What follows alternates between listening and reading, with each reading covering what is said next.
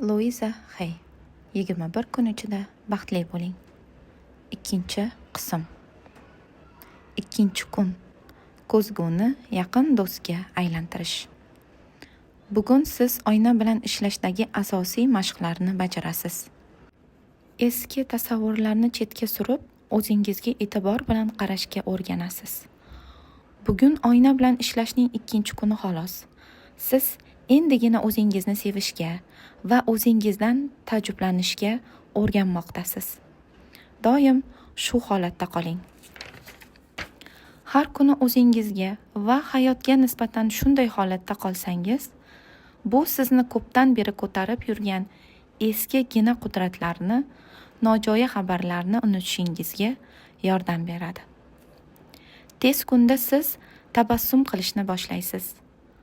Oynaga qarashingiz osonlashadi va affirmatsiya, tasdiqlashlar ahmoqona tuyulmay qoladi.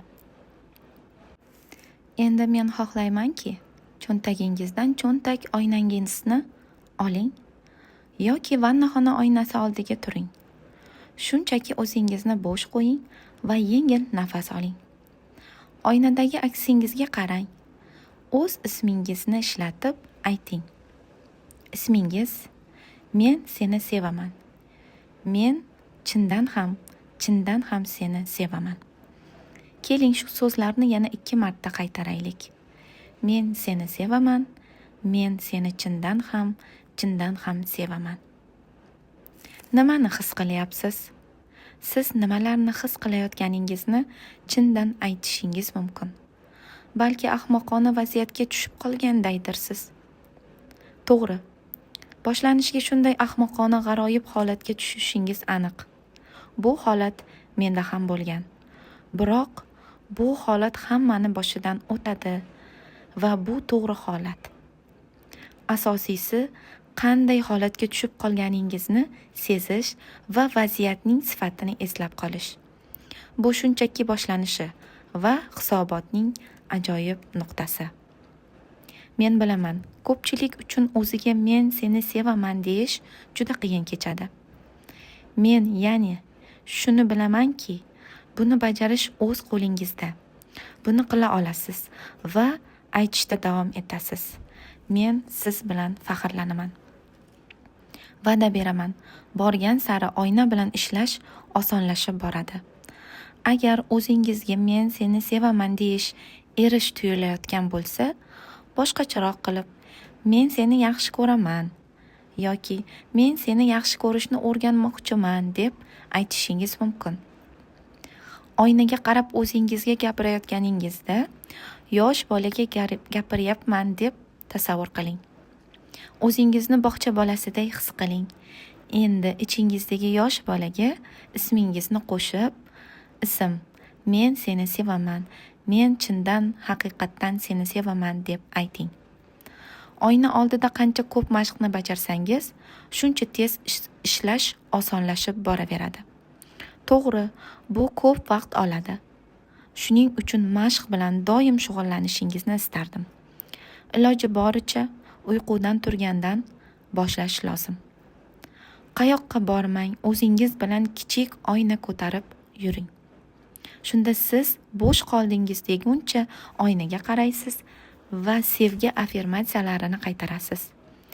Keling, navbatdagi so'zlarni aytaylik. Chiroyliman. Men ajoyibman. Men go'zalman. Meni sevib qolish oson. Ikkinchi kun ko'zgu oldidagi ishlash uchun mashq.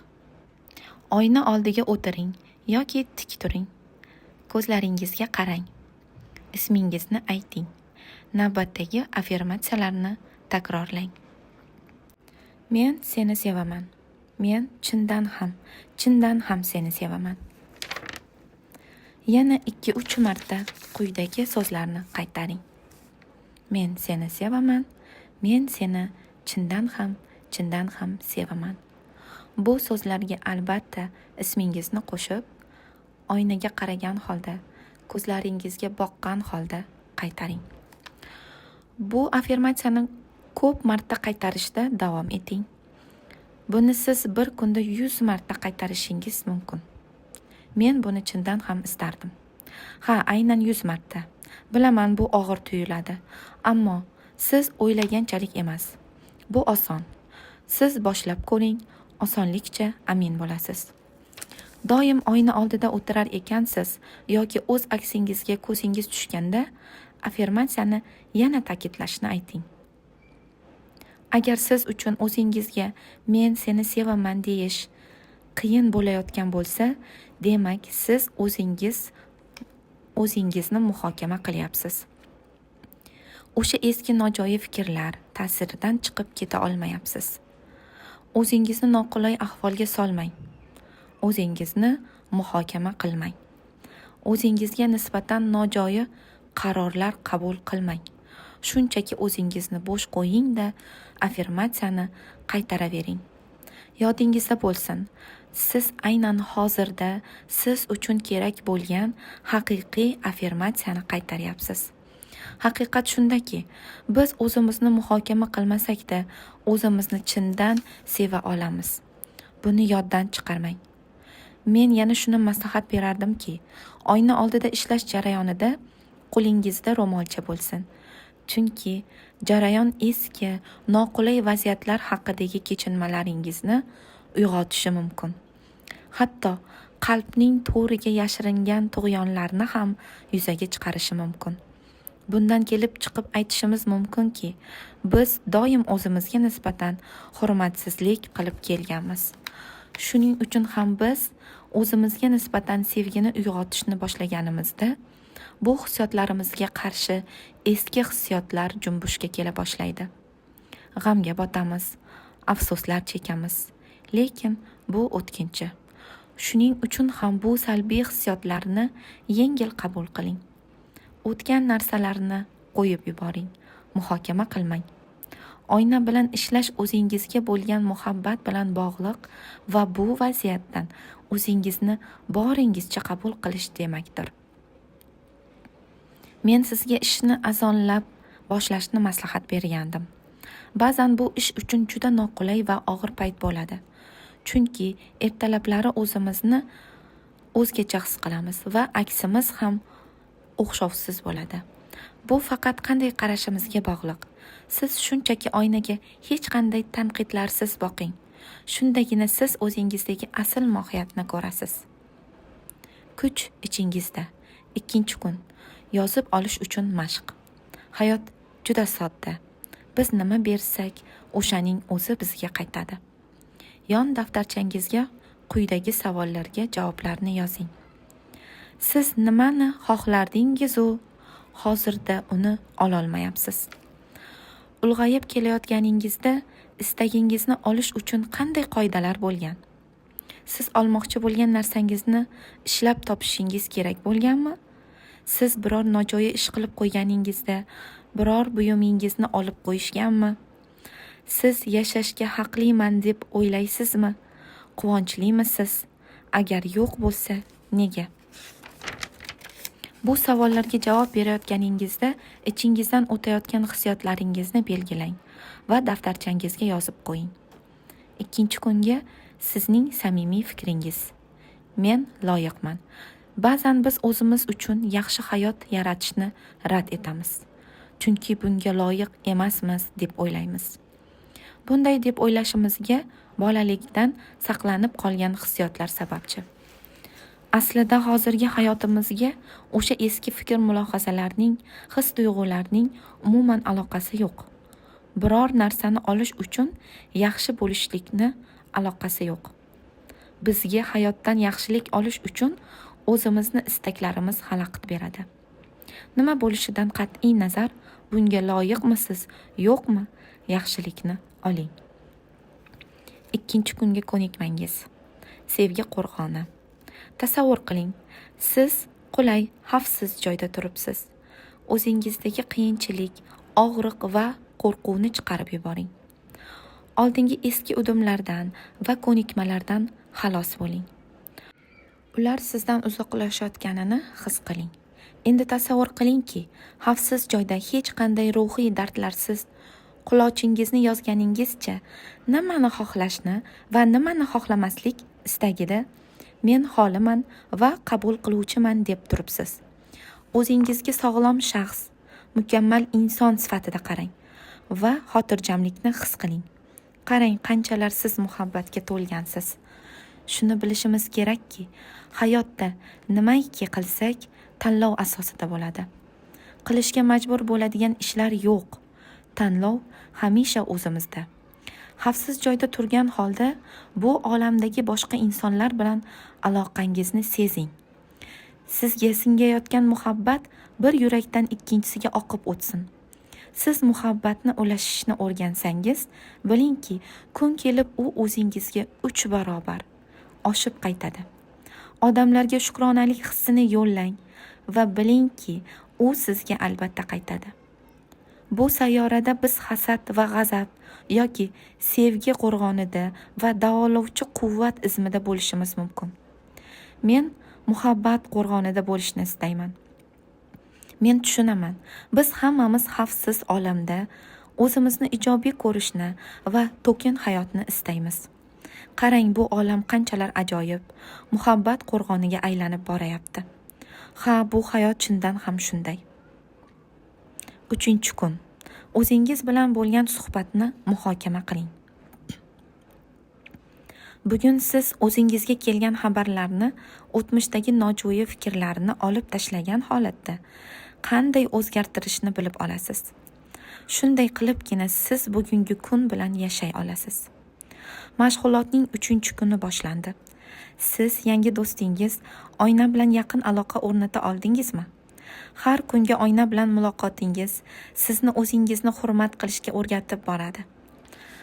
Kun sayin tabiiy affirmatsiyalarni aytish osonlashib, unga bo'lgan ishonch ortib boradi.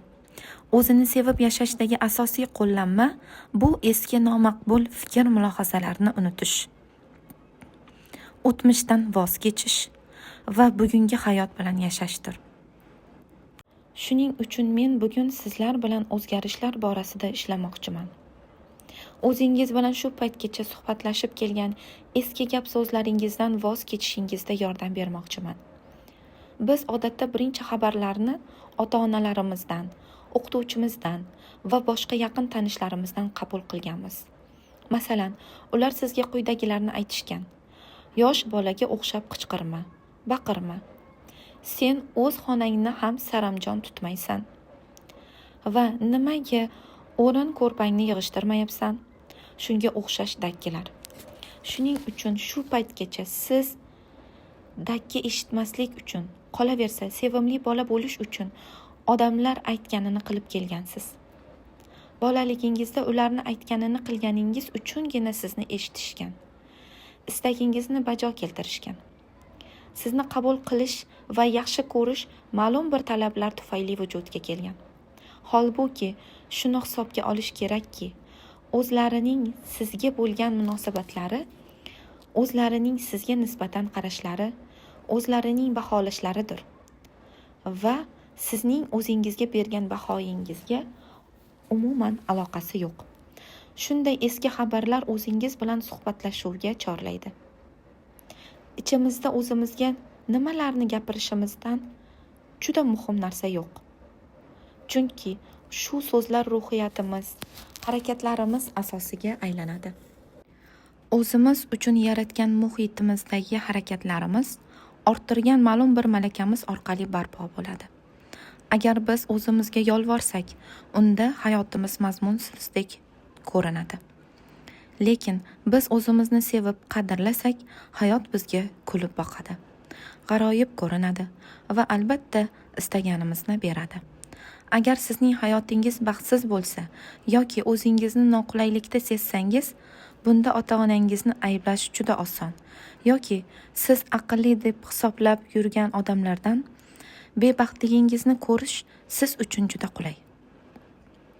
Biroq siz shu o'y hayollaringizda qolsangiz, oldin qanday bo'lsangiz, bugun ham, kelajakda ham shunday muammoli, norozi holatda qolaverasiz.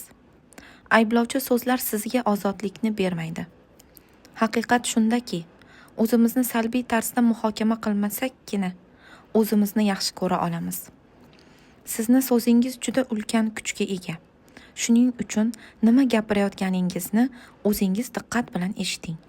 Agar eshita olsangiz, shundagina cheklovchi va noo'rin harakatlarni yaxshi tomonga o'zgartira olasiz. Agar men nojo'ya hikoyalarni eshitsam, ularni boshqalarga tarqatmayman. Meni tasavvurimda o'zimni sevishga bo'lgan intilishim juda chuqurlashdi va endi ortga yo'l yo'q. Barini o'z holiga tashlayman. Endi men yaxshi, yuksalishi bor voqealarni eshitsam, barchaga tarqataman. Boshqa odamlar bilan suhbatlashganingizda ularni so'zlariga e'tibor bering. Nimalarni gapirishyapti va qanday gapirishyapti? Qarang, ularni so'zlarini o'z hayotlarida qilayotgan harakatlariga bog'lay olasizmi? Ko'pchilik odamlar o'z hayotlariga nisbatan majburiyat yuzasidan yashab yurishadi. Majburiyat. Bu so'zni meni quloqlarim aniq eshitib hazm qila oladi. Har safar bu so'zni eshitganimda uning jarangini qo'ng'iroq bongini so'nib borayotganidek tushunaman. Men bu so'zni ko'pchilikdan 1 soat mobaynida juda ko'p marotaba eshitaman va shu insonlar nimaga hayotlari og'irlashib ketayotganini va bog'lanib qolgan hissiyot va vaziyatlardan chiqib keta olmasliklaridan hayron bo'lishadi. Chunki ular o'zlari boshqara olmaydigan narsalarni nazoratga olishmoqchi bo'lishadi. Unday odamlar o'zlarini ham, boshqalarni ham hayotlarini qiyinlashtirishadi. Oyna bilan ishlash paytida siz o'zingiz bilan ijobiy suhbatni amalga oshirib, o'zingizga ijobiy tanbeh berishingiz va faqat ijobiy affirmatsiyalarni qaytarishingiz mumkin. Ba'zan birdek yoshlikdagi nojo'ya fikrlar xayolga kelib qolsa, darrov uni yaxshilikka yo'yib tasdiqlab qo'yishingiz ham mumkin. Masalan, tanbeh: sen hech qachon biror narsani to'g'ri bajarmagansan. Bunga quyidagicha affirmatsiya qo'shish mumkin. Men zukko odamman. Yo'limdan chiqqan har qanday to'siqni yengib o'tishga qodirman. Siz o'zingizga va boshqalarni eshitishni boshlaganingiz, nimani gapirayotganingizni va nimaga gapirayotganingizni haqida ko'p narsalarni bilib, tushunib olishingiz mumkin. Bunday tushuncha o'zingiz bilan bo'layotgan suhbatni affirmatsiyaga aylantirishi mumkin va tasdiqlash, ta'kidlashga aylantiradi. Bu tanangizni yayratadi, aqlingizni charxlaydi. Qarang, o'zingizni sevishingiz uchun qanday ajoyib imkoniyat. Keling, aytaylik, men o'tmishdagi barcha nojo'ya keraksiz xabarlarni chiqarib yuboraman. Men bugun bilan yashayman. 3-kun. Ko'zgu mashqi. Vannaxonadagi ko'zgu ro'parasiga turing yoki o'tirib oling. Ko'zingizga qarang. Navbatdagi affirmatsiya tasdiqlashni ayting. Men o'zimga nima desam ham uni muhabbat bilan aytaman. Takrorlashda davom eting. Men o'zimga nima desam ham uni muhabbat bilan aytaman. Shu oynaga qarab o'zimga nima desam uni muhabbat bilan aytaman. Bolalikdan ta'kidlab kelingan va xotirangizga mixlanib qolgan tasdiqlar bormi? Balki doim xayolga keladigan quyidagicha so'zlar bordir. Sen dangasasan yoki sen kelishgan emassan yoki senga gapirib odam charchaydi va shunga o'xshash so'zlar. Bir muddat shunga o'xshash nojo'ya gaplar ustida ishlang va ularga qarshi ijobiy affirmatsiyalarni toping. Men aqlliman, men o'ylaganimdan-da donoman, men g'oyalarga to'la bilimdonman, men mukammal insonman, men yoqimtoyman, men go'zalman, men sevgiga munosibman. Bir ikkita shunga o'xshash ijobiy affirmatsiyalarni tanlang va ularni 3-4 marta qaytaring. O'zingizga shu affirmatsiyalar orqali qulay sezmaguningizcha qaytaravering. Har safar ko'zgu oldidan o'tganingizda yoki aksingizga ko'zingiz tushganda sevgi affirmatsiyasini qaytaravering. Kuch ichingizda. 3-kun uchun yozish mashqi. Siz bugun salbiy hikoyangizni takrorladingizmi? Necha marotaba qaytardingiz? Nechta odamga aytib berdingiz? Yoki nolib qo'ydingiz? g'iybat qilib qo'ygandirsiz. Bularni yozing. Endi o'sha odamlarga ertaga aytib bera oladigan biror ijobiy hikoyani yozing. Toki o'sha odamlar o'zlarini yaxshi sezishsin. O'zlariga va ularni qamrab turgan atrof muhitga ijobiy ruhda qarashsin. Majburman deb yozing. Bu so'zni yoniga shu so'zni o'rniga ishlatsa bo'ladigan so'zlarni ro'yxatini tuzing. Masalan, qila olsam kerak, balki qo'limdan kelar, men buni uddalay olishim mumkin so'zidan boshlang.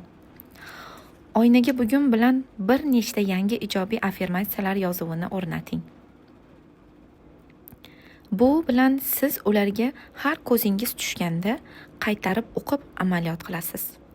3-kunga samimiy fikrlaringiz. Menda doim tanlov bor. Ko'pchiligimiz aqlimizni tanibmizki, o'zimiz haqimizda noo'rin fikrlarga egamiz. Biz qo'pol qoidalarga o'ralashib qolganmiz va shu asnoda yashashimizga to'g'ri keladi. Keling, o'z ruhiyatimizdan majburman degan yozuvni o'chirib tashlaymiz. Majburman. Bu so'z bizni asirga aylantiradi. Har safar shu so'zni ishlatganimizda, aytganimizda, takrorlaganimizda nafaqat o'zimizni, balki atrofdagilarni ham noqulay ahvolga solib qo'yamiz. Majburman degan so'zni o'rniga eplay olsam kerak, qila olaman degan so'zlarni ishlatishni o'rganing. Chunki oldingizda tanlov ham bor. Tanlov esa bu ozodlik. Shuni bilishimiz kerakki, nima qilsak-da barchasi tanlov asosida bo'ladi. Hech narsaga majbur emasmiz. Bizda doim tanlov mavjud. 3-kun uchun mulohaza. Siz muhabbatga loyiqsiz. Muhabbatga cho'lg'anib turganingizni tasavvur qiling. Tasavvur qiling, siz baxtlisiz, sog'lomsiz va mukammalsiz. Hayotingiz ham mukammal va to'kin sochin deb o'ylang. Ishonavering, siz shunga loyiqsiz. Endi yurak qo'ringizdan chiqib kelayotgan sevgi, muhabbat oqimiga e'tibor qarating.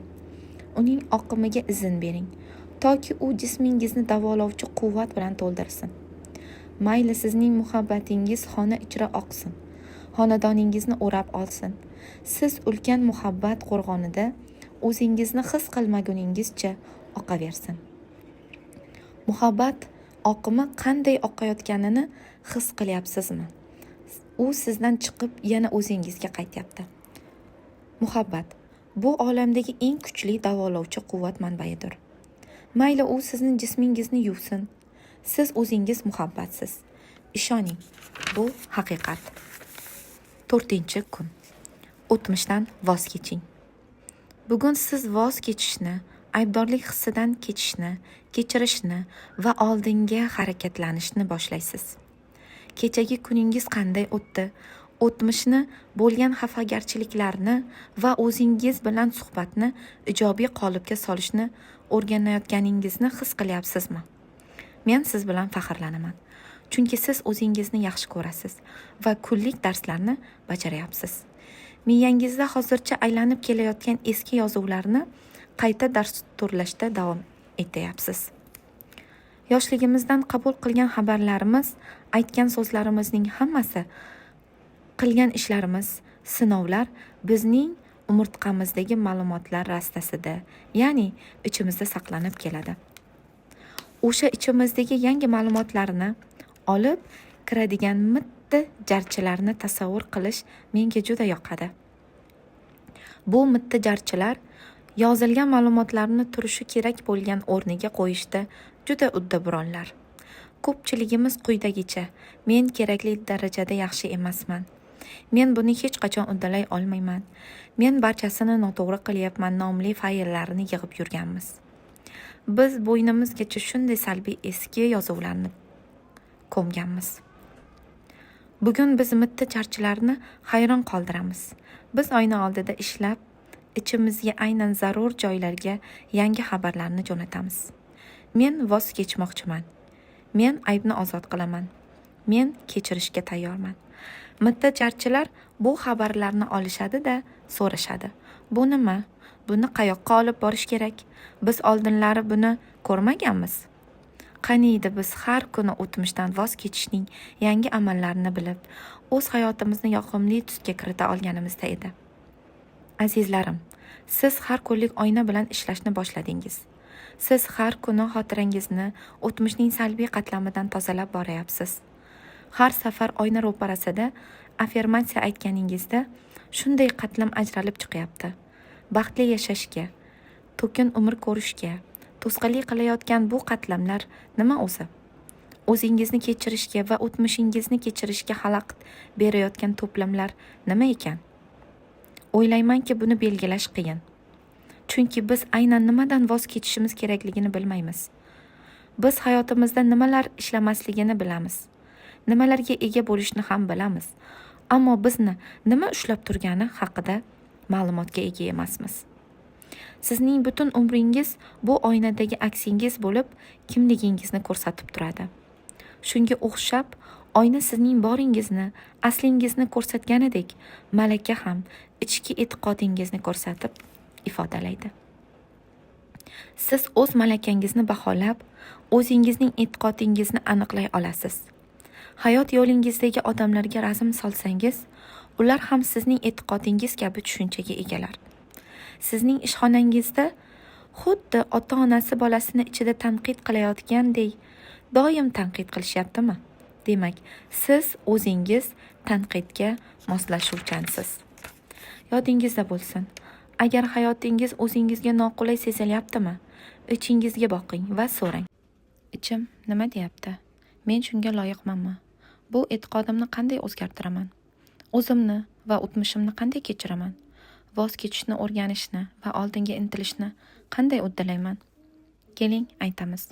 Men eski cheklovlardan va e'tiqodlarimdan voz kechaman. Men voz kechaman va olamni zabt etaman. 4-kun. Ko'zgu mashqi. Vannaxona ko'zgusi oldiga turing. Chuqur nafas oling va nafasni chiqarganda vujudingizdagi zo'riqishdan forig' bo'ling.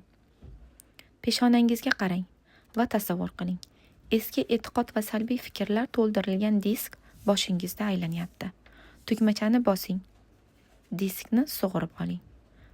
Tasavvur qiling. Siz yozuvli diskni boshingizdan sug'urib oldingiz va uni uloqtirib yuboring. Endi o'y hayollaringizdagi fikrlaringizga sinchkovlik bilan nazar soling va o'zingizga ayting. Keling, ijobiy e'tiqodni birgalikda affirmatsiyani yozamiz. Ovoz chiqarib navbatdagi affirmatsiyani gapiring. Men voz kechmoqchiman. Men voz kechaman. Men o'zimni ozod qilaman. O'zimdagi og'riqlardan voz kechaman. O'zimdagi og'irlikdan voz kechaman. Men o'zimdagi qo'rquvdan voz kechaman. Men g'azabdan voz kechaman. Men aybdorlikdan voz kechaman. Men g'am-g'ussadan voz kechaman. Men eski cheklovlar va ishonchsizliklardan voz kechaman. Men hammasidan voz kechib, olamni zabt etaman. Men olamni zabt etib, unga hayot jarayoni bilan kirib boraman. Men xavfsizlikdaman. Shu affirmatsiyalarni 2-3 marta qaytaring. Kun mobaynida har safar xayolingizga salbiy fikrlar kelganida, cho'ntak oynangizni qo'lingizga oling va affirmatsiyalarni qaytaring. Ularni shunchalar yuragingizga yaqin olingki, takrorlash kundalik tartibingizga aylansin. Kuch ichingizda. 4-kun. Yozish mashqi. Bizning hayotimizdagi ko'p muammolarni o'zimcha men katta to'rtlik deb atayman. Bu to'rtlik: tanqid, qo'rquv, aybdorlik va g'azab. Daftarchangizga 4 ta ustun chizing va har birining boshiga katta to'rtlikdan bittadan qo'yib chiqing. Bularning sizning hayotingizda qanday rol o'ynashini o'ylab ko'ring. Har bir toifaning tagiga shu toifa haqidagi fikrlaringizni ijobiy holatda yozib chiqing. Keyin u haqida ko'proq yozgan 2 ta toifani tanlang va har biri uchun 10 tadan ijobiy affirmatsiya yozing. Masalan, g'azab ustuni deylik. Quyidagicha affirmatsiya yozasiz. Men hozir o'zimdagi barcha zarar va g'azablardan voz kechaman. Qancha ko'p g'azabdan forig' bo'lsam, shuncha ko'p muhabbat ulishaman. Ko'zgu qarshisidagi bor hayotimiz bu o'zimizning kimligimiz. Sizni harakatga, uyg'onishga, hammadan ko'p chorlaydigan hayotingizdagi odamlar haqida o'ylang. Ularni qaysi xislatlari sizni ko'proq xavotirga soladi? Shularni yozing. 3-bo'limda sanab o'tgan xislatlaringizga qarang. Shulardan qaysi xislat sizni ko'proq ishontira oldi? Qaysi xislatga maslakdoshsiz? Yozing. Yana siz bugungi mashqdan so'ng o'zingiz haqingizda nimalarni bilib olganingizni qisqacha yozishingiz ham mumkin. O'zingiz sevishning eng oson amallaridan biri o'tmishdagi salbiy xabarlarni ichingizdan olib o'tish va bugungi kun bilan yashash. 4-kun uchun samimiy fikringiz. Men voz kecha olaman. Biz odat va uslublarni yaratamiz. Chunki ular kunlik hayotimizda bizga xizmat qiladi. Hayron qolaman. Yoshlikda ota-onamizni jazolash uchun deb o'zimiz uchun turli kasalliklarni orttirganmiz. Balki buni o'zimiz istamagan holda qilarmiz, ammo baribir shunday qilaveramiz. Biroq holi qolib ichimizga qarasak, hayotda o'zimizni tutishga belgilangan uslubni topamiz. Biz ko'pincha salbiy qiliqlarni o'zimiz yaratamiz. Chunki hayotimiz mobaynida duch keladigan turli sharoitlarga qanday javob qaytarishni, nima qilish kerakligini bilmaymiz. Agar sizda ham shunday bo'lgan bo'lsa, o'zingizga savol bering. Men o'zimni nima bilan ayblayapman? Kimdan xafa bo'lyapman? Nimadan o'zimni olib qochmoqchiman? Meni bu qanday qutqara oladi? Agar siz biror nimadan voz kechishga tayyor bo'lmasangiz, demak o'sha narsa sizga xizmat qilyapti va qandaydir sabab bilan sizga foydali. Shuning uchun hech voz kecha olmayapsiz. Harakatingiz befoyda bo'lyapti. Birlamchi agar ba'zi bir narsalardan voz kechishga qaror qilgan ekansiz, bunga tayyor ekansiz, voz keching. Ishoning, voz kechsangiz o'zingizni yengil his qila olasiz. Asosiysi, salbiy his-tuyg'ulardan voz kechganingizda, ularning o'rnini ijobiy his-tuyg'ular egallashni boshlaydi. 4-kunga mulohazangiz. Yangi 10 yillik. Tasavvur qiling. Yangi eshik. Bu eshik 10 yillik oliy davolovchi sifatida ochiladi. Bu davolashni biz o'tmishda anglamaganmiz. Biz ichimizdagi aql bovar qilmas, o'zini anglash jarayonida turibmiz va biz o'zimizning hali tadqiq qilmagan bo'lagimiz bilan aloqaga kirishishni o'rganmoqchimiz. Bu bo'lagimiz bizni yutuqlar sari yetaklovchi savollarga javoblardan iborat. Tasavvur qiling, bu yangi keng eshik ochilmoqda. Siz kirmoqdasiz. Eshik ortida siz ko'p marta davolanishni, tamomila davo topishni istaysiz. Davo topish turli odamlarda turlicha bo'ladi. Ba'zilar jismini, ba'zilar yuragini, ba'zilar aqlini davolashni istaydi. Biz nimamizni davolashga muhtoj bo'lsak, o'sha yerimizni davolatish uchun doim ochiqmiz. Shaxs sifatida o'sishga eshikni keng ochamiz va bilamizki, bu ishda bizni xavfsizligimiz ta'minlangan. Bilingki, chindan ham shunday. 5-kun. O'z-o'zini hurmat qilishni oshirish. Bugun siz hurmat bilan minnatdorchilik va ongli ravishda o'zingizni sevish haqida yana ko'proq bilib olasiz. Sizning jismingiz, aql va qalbingiz qanchalar mo'jizakor ekanini bilib, ularga kerakli darajada baho berasiz. Bugun uyqudan uyg'onib, o'zingizni qanday his qildingiz? Oynaga qarab tabassum qilib, men seni sevaman, qadrligim, qimmatligim, men seni chindan ham sevaman, deya oldingizmi? Siz bunga ishonishni boshladingizmi? Oyna bilan ishlashda bor yo'g'i bir necha kundan so'ng o'z hayotingizda o'zgarishlarni seza boshlaysiz.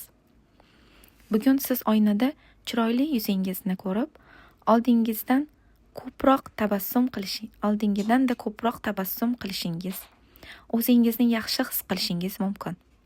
Balki bugundan siz o'zingizga oldingidanda ko'proq yaxshi e'tiborda bo'lsangiz kerak. Siz oynadagi odamni sevib qolyapsizmi? Tan olyapsizmi? Qabul qilyapsizmi? Sevgi bu ulug' va mo'jizakor davolovchi vosita. O'zini sevish hayotimizga mo'jizalarni baxsh etadi. Men shuni angladimki, yo'limizdan chiqadigan har qanday muammoni yechishning eng zo'r yo'li inson o'zini sevishni boshlashi kerak ekan. O'zini sevish shuni anglatadiki, sizga tegishli bo'lgan barcha narsaga, xoh u ichingizda bo'lsin, xoh u ustingizda, hurmat bilan qaraysiz. Bu hurmat tanangiz, aqlingiz va qalbingizni o'zi bir mo'jiza ekanligini bildiradi. O'zini sevish bu o'ziga shunday darajada baho berishki, toki bu o'zingiz ekanligingizni anglab, quvonchingiz to'lib, yuragingiz qinidan chiqib ketguncha sevinib ketishdir.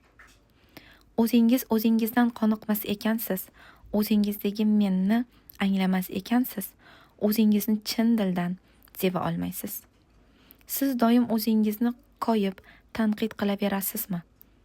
Siz o'zingizni yoqimli deb bilmaysizmi?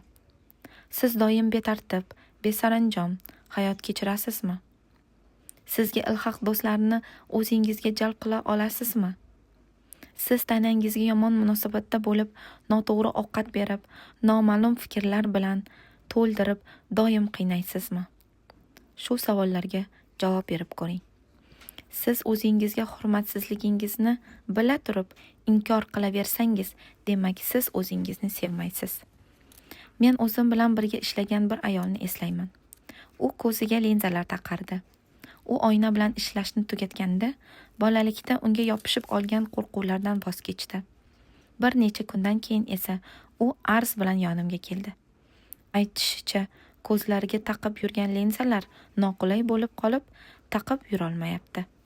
Buni qarangki, u linzalarini olganda ko'rish qobiliyati linzalarsiz ham yaxshi tomonga o'zgaribdi. Biroq u kun bo'yi bunga ishonmayman, men ishona olmayman, bunday bo'lishi mumkin emas deb yurardi. Bu uning affirmatsiyasi bo'lgan. Afsuski keyingi kundan u yana linza taqishga o'tgan. U yaxshi ko'rishni boshlaganiga o'zini ishontirishni taqiqlagan. Uning affirmatsiyasi ishonchsizlik bo'lgan. Olam unga so'raganini bergan. Bundan ko'rinib turibdiki, bizning niyatlarimiz, fikrlarimiz shunchalar kuchlidir. Biroz ortga qaytib eslab ko'ring. Bolaligingizda qanchalar mitti va beg'ubor bo'lgansiz.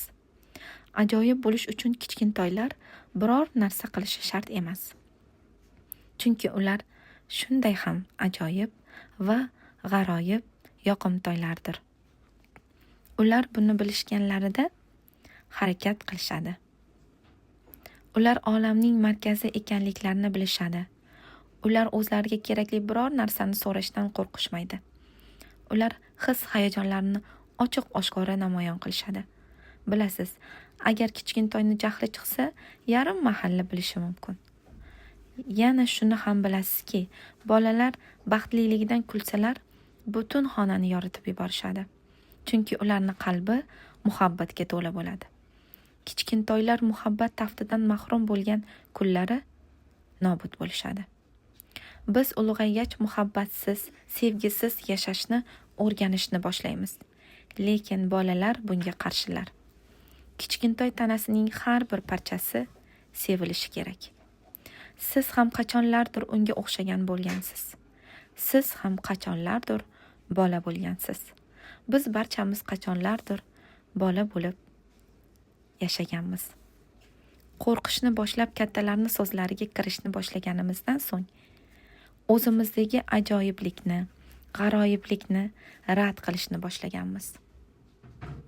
Biz o'zimizni va bir-birimizni sevish uchun shu yerdamiz. O'zimizni va sayyoramizni davolashga albatta javob topamiz. Bugun barcha tanqid va o'zimiz bilan bo'ladigan salbiy suhbatlarni chetga suraylik. O'zingizdagi eski fikr mulohazalarni, yangi sizni koyiydigan va o'zgarishga qarshilik qiladigan ko'nikmalarni ichingizdan chiqarib yuboring. Ulardan voz keching. Siz to'g'ringizdagi o'zgalarning fikrlarini butunlay qo'yib yuboring. Ayting, men kerakli darajada yaxshiman. Men sevgiga loyiqman. 5-kun ko'zgu mashqi. Vannaxona ko'zgusi oldiga turing. Ko'zlaringizga boqing. Navbatdagi affirmatsiyani ayting. Men o'zimni sevaman va tan olaman. Buni ayting va qaytaravering. Men o'zimni sevaman va tan olaman. Bu affirmatsiyani kun davomida 100 marta qaytaring. Ha, shunday. To'g'ri eshitdingiz. 100 marta. Mayli shu so'z men o'zimni sevaman va tan olaman sizning bir bo'lagingizga aylansin. Har safar ko'zgu oldidan o'tganingizda yoki aksingizga ko'zingiz tushganida shu affirmatsiyani qaytaravering. Bu mashqni yil davomida yuzlab odamlarga berdim. Agar odamlar mashqni to'la to'kis bajarishga urinsalar, natija a'lo. Yodingizda bo'lsin. Ko'zgu bilan ishlashda faqat og'zaki jarayon bilan yutuqqa erishib bo'lmaydi. Amaliyot ham kerak bo'ladi. Amaliyot bilan natijaga erishiladi. Agar salbiy fikrlar paydo bo'lsa, misol uchun, axir men semiz bo'lsam, qanday qilib o'zimni borimcha tan olaman? Yoki, bunday o'ylashim ahmoqona va men kerakli darajada yaxshi emasman-ku, nahotki sevishga loyiq bo'lsam, degan fikrlar kelib qolsa, bu fikrlarga o'ralashmang. Ular bilan kurashmang va muhokama qilib o'tirmang. Mayli ular shunchaki bo'lsin. E'tiboringizni rostdan ham o'zingizni sevishingizga va tan olishingizga, istaklaringizga qarating. Siz o'zingizdagi salbiy fikrlarni asta muloyimlik bilan surib chiqarishingiz mumkin. Yo'lingizdagi tozalashingiz juda oson bo'ladi. Faqat asosiy e'tiborni bir narsaga, men o'zimni sevaman va men o'zimni tan olamanga qaratsangiz bo'lgani. Ko'zgu bilan ishlash jarayonida biz aslida kim ekanligimizni anglashning negiziga yetishni istaymiz. Biz o'zimizni muhokama qilganimizda bizda qanday hissiyotlar uyg'onishini bilmoqchimiz. O'sha hissiyotlar ichida bo'lganimizda nimalar bo'lishini sinab ko'rmoqchimiz.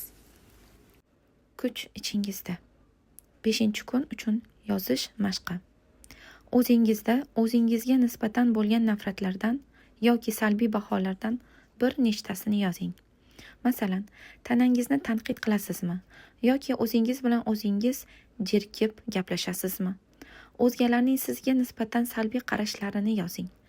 Ana shu salbiy qarash va baholashlarga nisbatan affirmatsiya yozing, toki undan ijobiy nuqtai nazar hosil bo'lsin.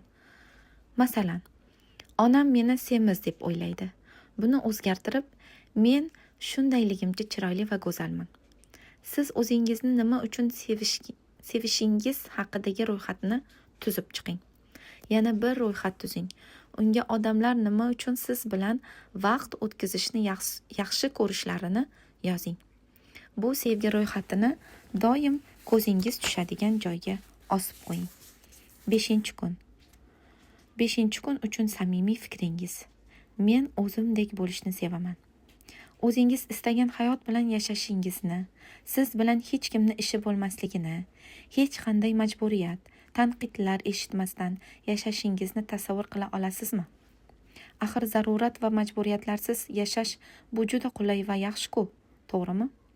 Ertalab turdingiz, sizni ajoyib kun qarshi olmoqda. Hamma sizni sevadi va hech kim sizni tergamaydi. Agar shunday bo'lsa, siz o'zingizni ulug'vorligingizni his qilgan bo'larmidingiz? Bilasizmi nima? Buni amalga oshirsa bo'ladi. Umrni o'z xohish istaklaringizga binoan o'tkazish uchun kuch o'zingizda. O'zingiz bilan bo'lishni amalda bajarish ham o'z qo'lingizda. Ertalab uyg'onganingizda ko'ngilga quvonchni tuyib, yana bir kun o'zingiz bilan bo'ling. 5-kun uchun mulohaza.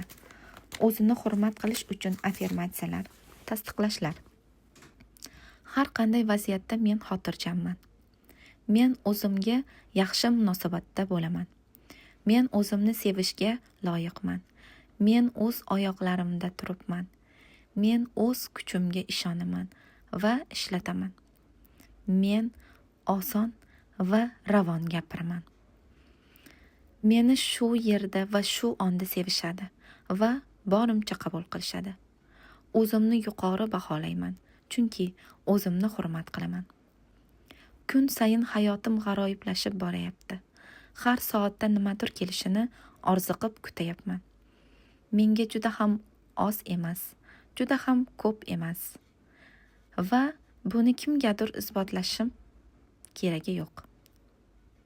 Hayot har tomonlama meni qo'llayapti. Mening ruhiyatim sevgiga to'la. Ijobiy, sog'lom fikrlar amaliyotimda aks etgan. O'zimga beradigan eng katta sovg'a bu so'zsiz muhabbat. Men o'zimni borligimcha sevaman.